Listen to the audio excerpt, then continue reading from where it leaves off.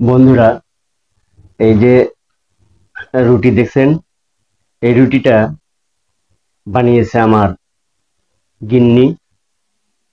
আর এই যে তরকারি, এই তরকারিটা আমি রান্না করেছি। এখন খেয়ে দেখব যে আমার তরকারি ভালো হয়েছে না গিন্নির রুটিটা ভালো হয়েছে।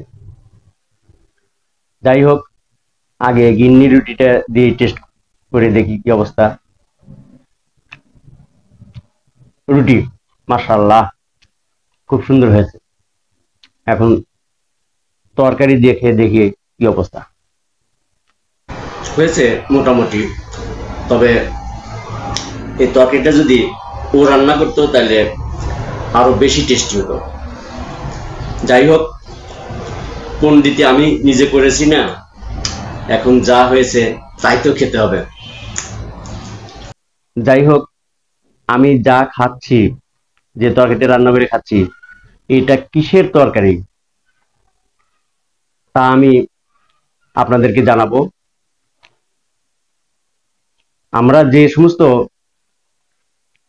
কিছুকে খাদ্য মনে করি না, সেই সমস্ত জিনিসও অনেক সময় ভালো করে রান্না করে খাদ্যে রূপান্তরিত করে খাওয়া যায়।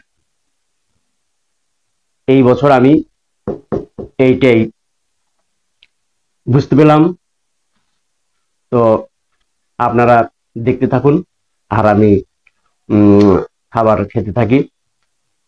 ভিডিওর শেষে আপনি জানতে পারবেন যে আমি কি রান্না করলাম আর কি খেলাম। ওকে।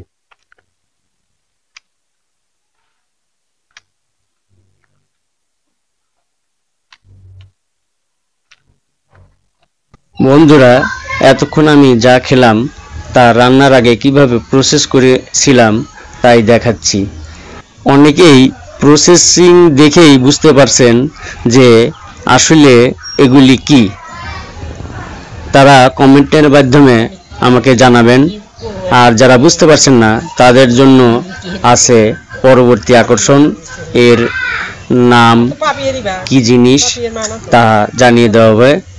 ভিডিওটি না টেনে পুরো ভিডিওটি মনোযোগ সহকারে শুনলেই তা জানতে পারবেন। এতক্ষণ যা প্রসেস করা হলো তা একটি গরুর মাথার চামড়া।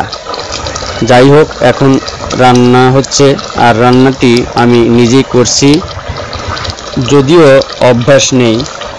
আর রান্নাটি কিন্তু হচ্ছে অল্টন এর ইলেকট্রিক চুলাতে। এই চুলাতে রান্না খরচ খুবই কম, তাই আপনাদের প্রতি আমার অনুরোধ, ব্যবহার করুন চুলা, পরিবারের খরচ কমান।